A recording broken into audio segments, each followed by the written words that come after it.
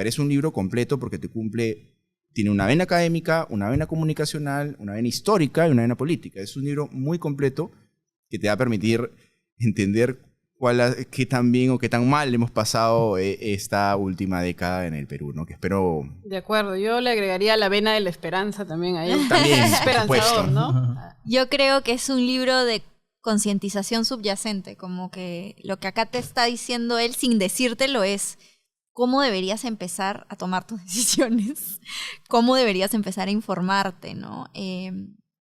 Creo que es importante para que muchas personas que no entienden el entorno económico, o sea, yo misma, yo no soy economista, yo no soy financiera y la verdad es que no se me ha hecho difícil leer este libro y yo lo compartiría con muchas personas como yo que no son de estos entornos y que también quieren ser parte de las buenas decisiones que se pueden tomar.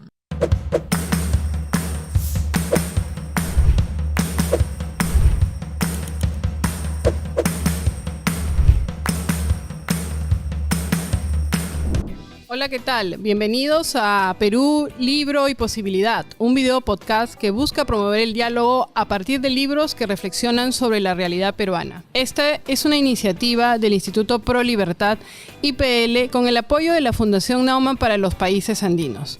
Soy Yesenia Álvarez y me acompaña Diego Atto. Bienvenido, Diego, un gusto estar aquí siempre contigo. Hola Yesenia, es un gusto para mí también estar aquí en este proyecto que, como tú mencionas, busca el intercambio de ideas y reflexionar a partir de libros que nos pueden dar un análisis sobre el Perú, ¿no? Nosotros buscamos el diálogo, promover el diálogo sobre cómo buscar un mejor país y en el que no necesariamente tengamos que siempre coincidir, podamos tener discrepancias en este contexto que ahora se ha vuelto tan polarizado. En este segundo capítulo vamos a comentar el libro Perú 2011-2022, Economía, Política y Sociedad, del economista Carlos Parodi, de la editorial de la Universidad del Pacífico, del año 2022. Elegimos este libro porque, como busca el autor, queremos analizar o comentar la historia económica dando una mirada más allá de la economía, yendo a los marcos institucionales, a la política y a los temas sociales como busca el autor. Esa es la idea de poder dialogar y aquí estamos. Así es, Yesenia, y para comentar este primer libro nos acompaña Juan José García de la página Saca tu Cuenta de TikTok y de Instagram. ¿Cómo estás, Juan José? ¿Cómo estás, Diego? Estoy muy contento de estar aquí con ustedes para comentar el libro de Carlos Parodi. Muchas gracias por acompañarnos. Y también nos acompaña Ara Laiseca del blog de finanzas Ara Retadora. Gracias a ustedes por invitarme a leer este libro para empezar y por invitarme para estar aquí. Así que bueno, queremos comenzar con ¿qué les pareció el libro? ¿Qué te pareció, Juan José? A mí me parece una pieza intelectual muy valiosa porque te permite entender qué es lo que pasó en el Perú en los 2 últimos quinquenios de manera amplia, porque combina historia, economía y política, que son 3 ramas de ciencias sociales que suelen estar desconectadas, pero es importante conectarlas para tener un entendimiento amplio de lo que pasó en el Perú.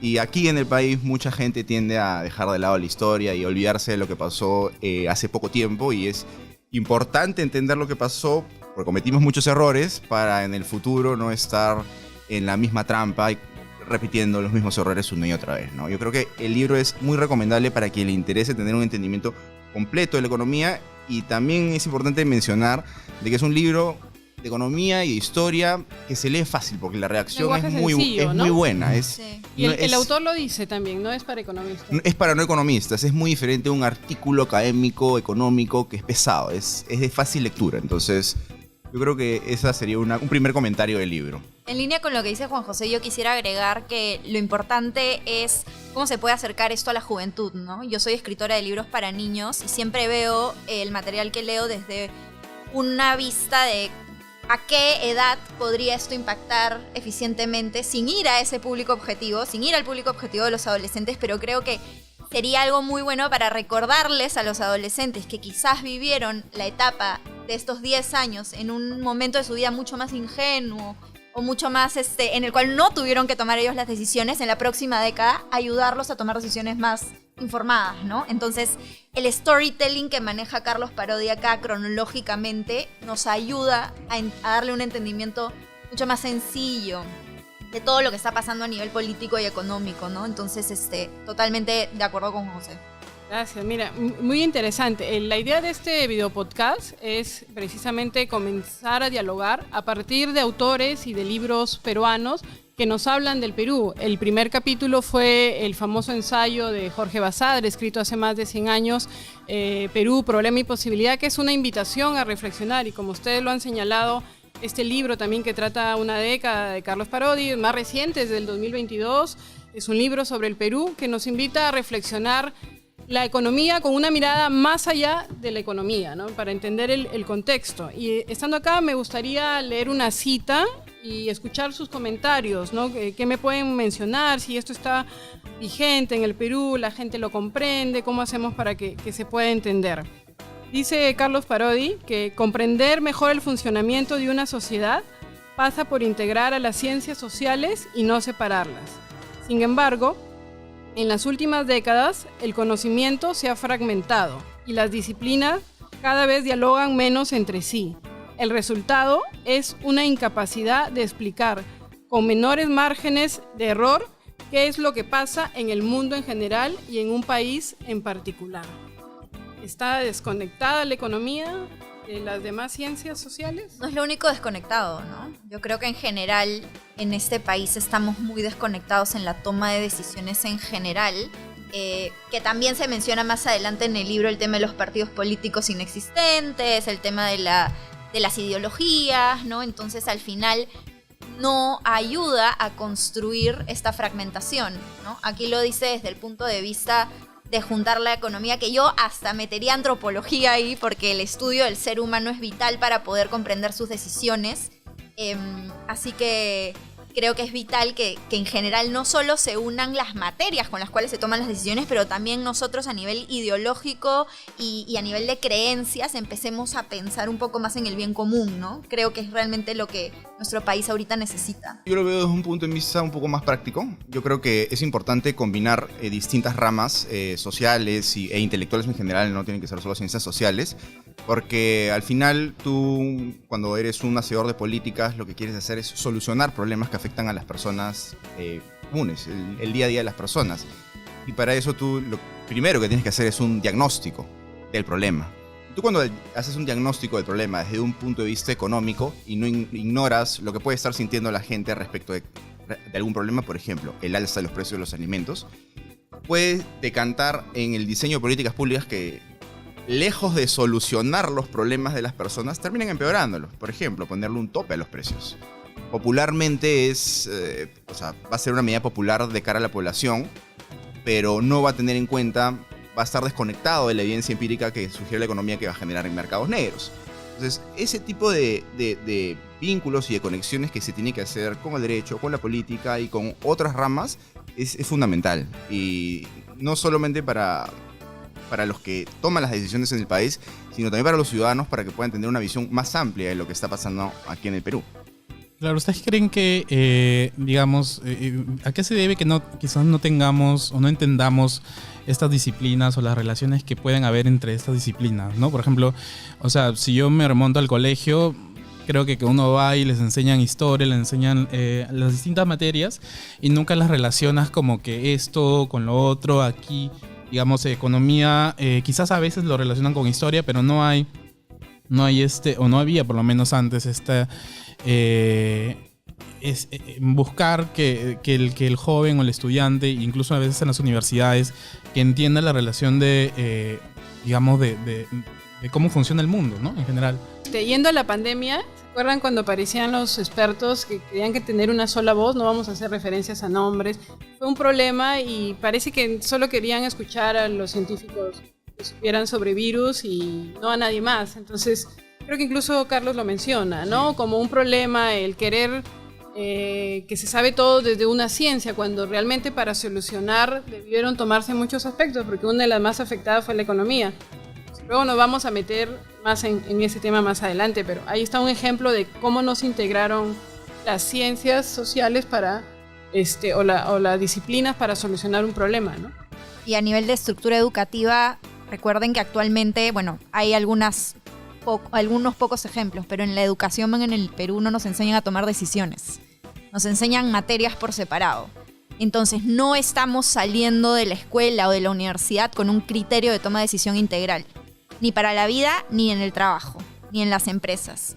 Y esto creo que es un virus que nos acompaña hace mucho más tiempo que el coronavirus, ¿no? Sí, el tema de las decisiones. La economía es eso, tomar decisiones, ¿no? Yo creo que también hay una falta de pensamiento crítico, ¿no? El sistema educativo, como tú mencionabas, Sara, te da una educación que está desactualizada con las actuales necesidades que tenemos actualmente, ¿no? En estos tiempos.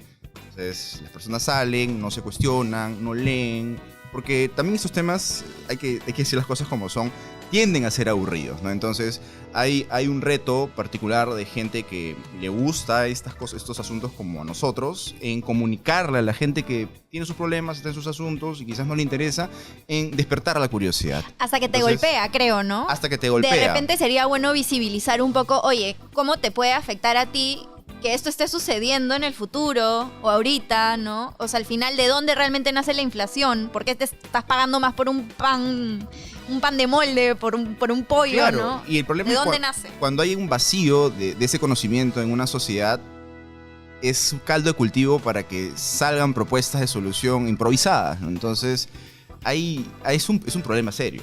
Sí, ahí también lo plantea este libro, ¿no? Es dos ideas ahí encontré que me gustaron. El lado A y el lado B. Sí. Y lo otro que menciona, tienes crecimiento macroeconómico, ¿no? Y todo te va bien en las cifras, pero no llega al ciudadano. ¿Y por qué el ciudadano? ¿Cómo el PBI crece? No hay inflación. Estamos bien en todos los indicadores, pero yo sigo sin empleo, yo sigo sin poder vender o poner un negocio, me pone trabas la municipalidad, me cierra mi negocio porque no hice tal o cual cosa. Entonces, no sé si quisieran comentar esos dos, el lado A y el lado B, o la parte de por qué a pesar de que buen tiempo nos ha ido bien en indicadores económicos, todavía falta.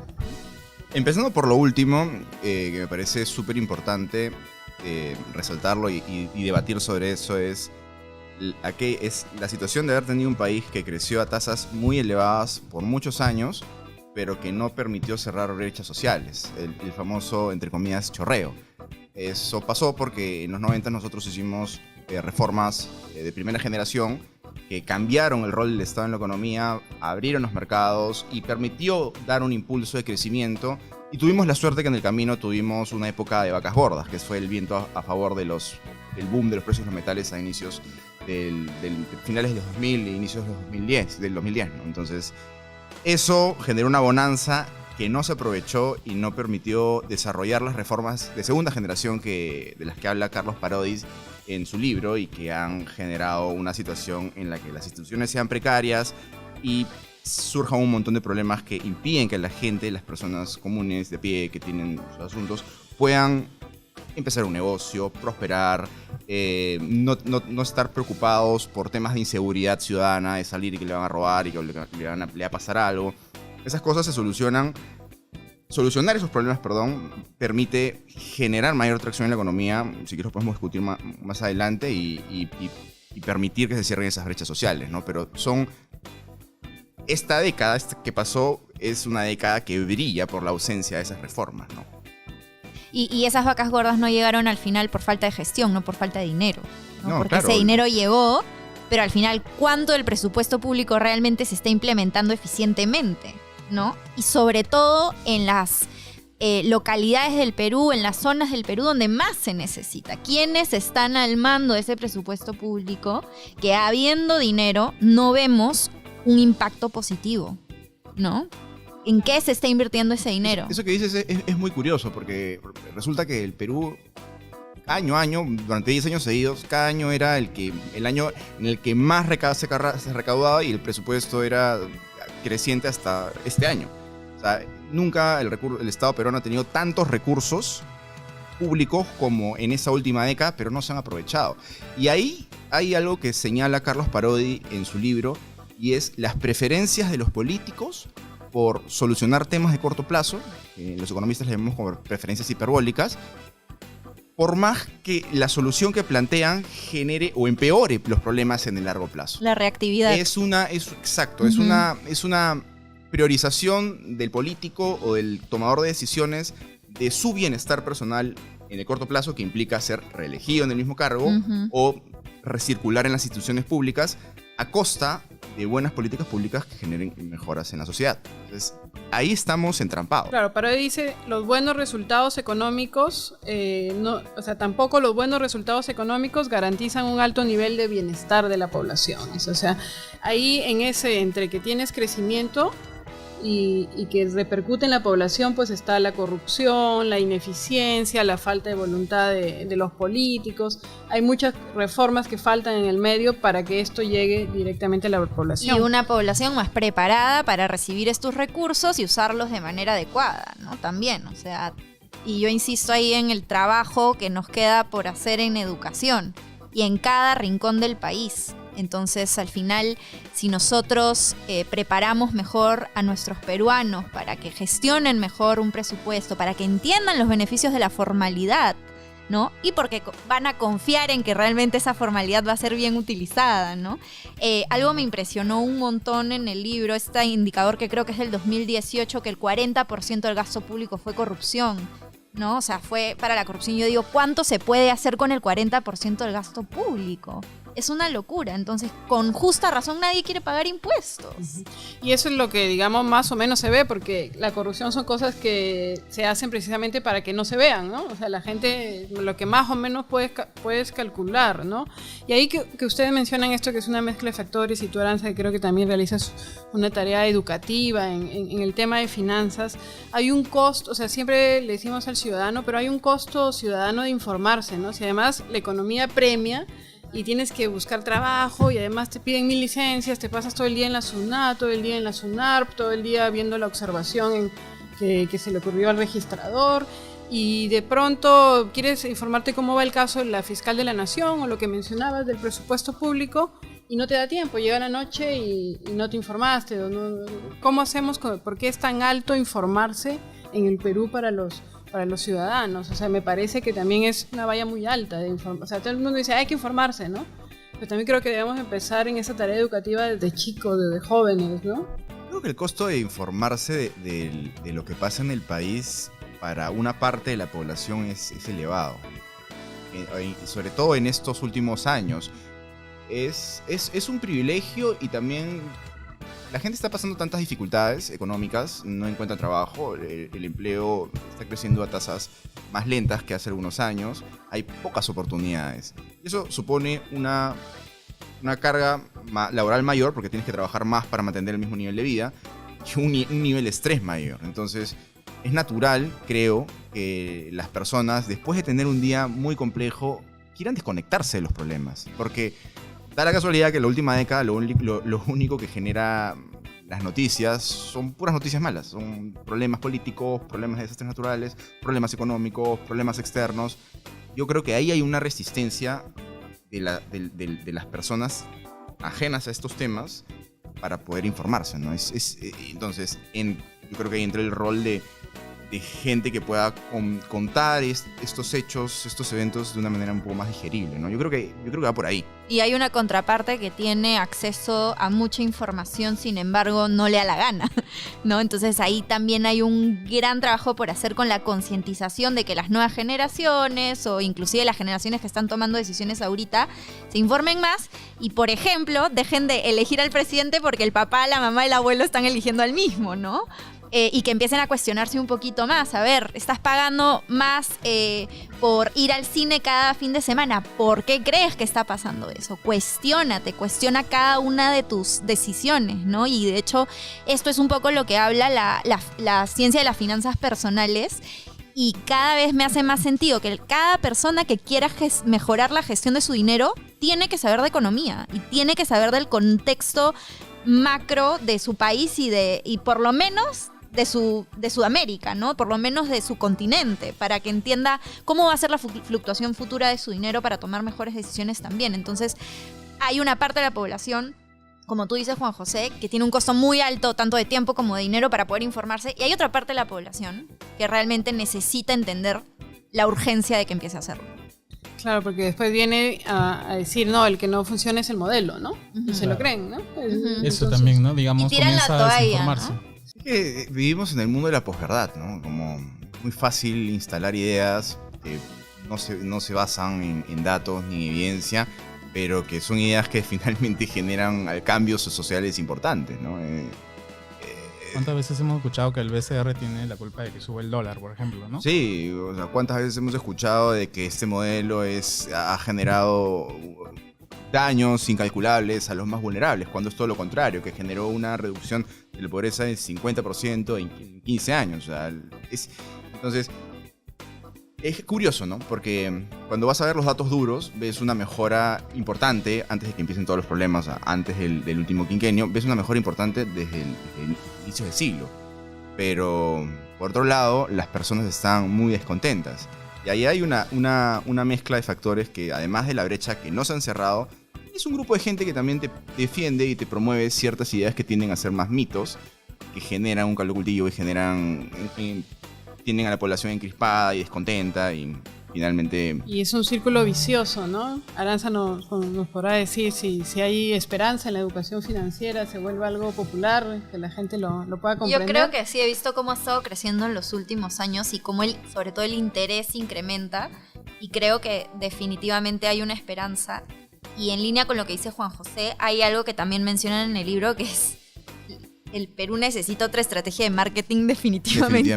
¿No? Totalmente, o sea, de acuerdo. Los medios nos están haciendo un daño brutal, ¿no? Porque lo que comunican es la crisis todo el tiempo, y nunca me voy a olvidar, tuve una reunión en un evento de Junior Achievement con alguien de la Municipalidad de Lima, y me contó todas las iniciativas de educación que tenían, y yo le dije, ¿por qué esto no lo veo en las noticias?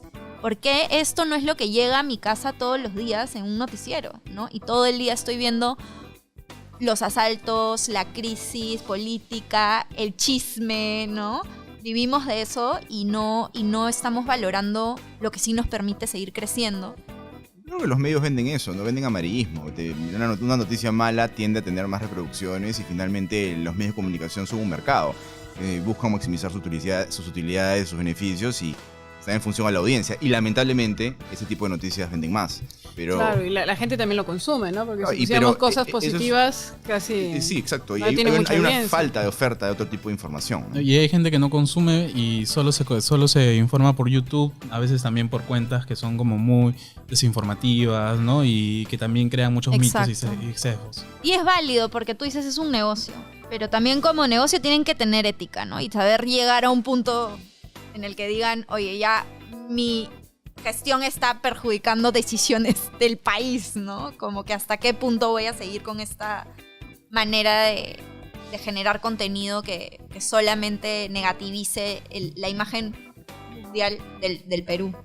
Bueno, Juan José, tú comentaste justamente sobre la precariedad institucional y para tratar un poco más de este tema, ¿no? Bueno, y para explicar también las instituciones, se entienden como las normas de juego, ¿no? Que tiene un país, como es la Constitución, como puede ser la Constitución, pero también otras normas que pueden ser más informales, ¿no? Como las costumbres, quizás. Y también las organizaciones o instituciones propiamente, como quizás el peruano de a pie lo entiende, ¿no? Como el Congreso, como las distintas instituciones públicas, la Defensoría del Pueblo. ¿Cómo crees que estas instituciones, o sea, influyen en la economía, ¿no? Porque hablamos de que la precariedad institucional justamente tiene un efecto directo o un efecto en la economía. A ver, yo creo que de dos maneras, ¿ya? En primer lugar, las instituciones que tenemos aquí deberían ser previsibles en el tiempo, pero no lo son. Por ejemplo, el tema de la Constitución que quisieron cambiar, o algunas leyes que quieren cambiar que han venido funcionando bien. Esto es como que tengas, para hacer una analogía, estés jugando un partido de fútbol, tengas dos equipos, pero de pronto de un tiempo a otro ya no son 15 jugadores, ahora puedes agarrar la pelota con la mano y meterla, y el planteamiento del partido que tenías en un inicio ya no te sirve para el segundo tiempo. Entonces, en un contexto en el que las leyes y las reglas cambian con facilidad, es imposible proyectarse a largo plazo para, por ejemplo, desarrollar un proyecto de inversión. Entonces, ese problema que tenemos en el Perú de querer cambiar cada cierto tiempo las cosas que funcionan, es un problema que agrava la precariedad de las instituciones que tenemos, porque no te permite mejorar. O sea, si cada tiempo tienes que replantearlo, no puedes mejorar sobre lo que ya tienes. Y en segundo lugar, tenemos que empezar a separar aquellas instituciones que funcionan bien con aquellas que no funcionan bien.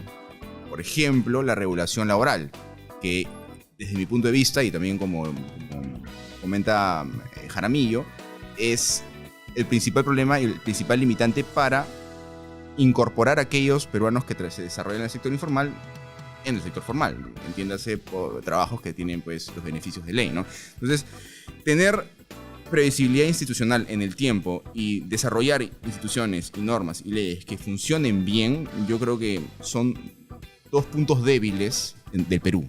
Sí, yo estoy de acuerdo. Y eso se vincula con lo que él también menciona al hablar sobre este tema de precariedad institucional que viene a afectar el crecimiento para que repercuta en el ciudadano.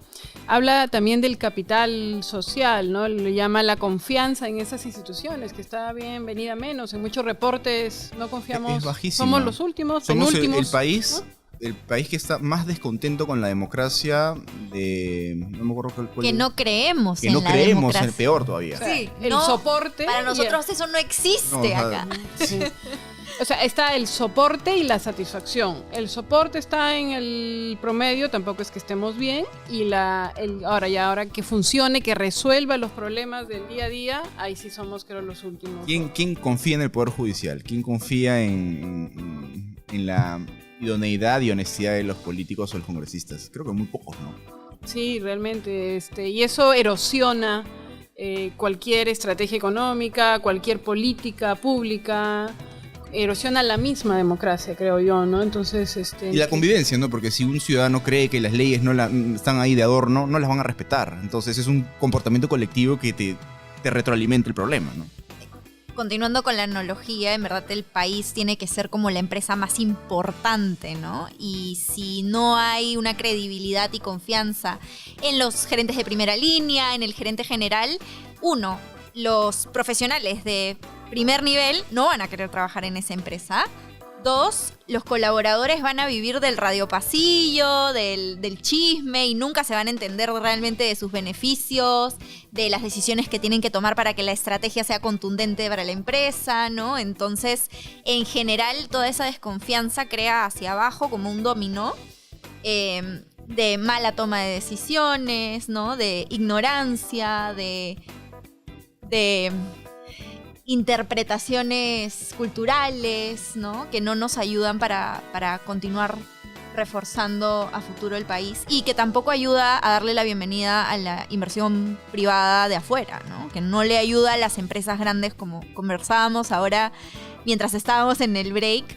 ¿Cuántos recursos tenemos acá para que grandes empresas, por ejemplo tecnológicas, vengan al país, pero por esta crisis institucional probablemente eso no pueda ocurrir, ¿no? Claro, porque ¿quién va a querer invertir o poner su negocio si nadie respeta nada, ninguna institución? Si nadie respeta nada, no puedes tener previsión hacia el futuro y resolver disputas en el Perú es complicado, es caro. Es un estado constante de injusticia. Y el Perú es un país que compite por fondos de inversión en el mundo con otros países. Y si no nos preocupamos por ser competitivos, no demostramos que somos serios, que no somos...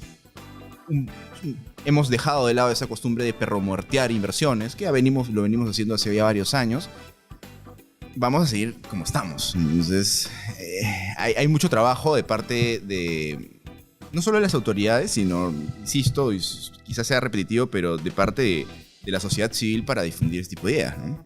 Claro, también ahí a pesar de que el costo es alto para entender toda esta maraña, ¿no? de situación, creo que el ciudadano entiende que parece que hay una perennización de la injusticia, ¿no? En que no es fácil esperar de las instituciones lo que deben darnos, ¿no? Y creo que ahí lo menciona, hace falta las reformas, ¿no? Mientras no ocurran esas reformas, el crecimiento pues va a ser difícil que coopere, ¿no?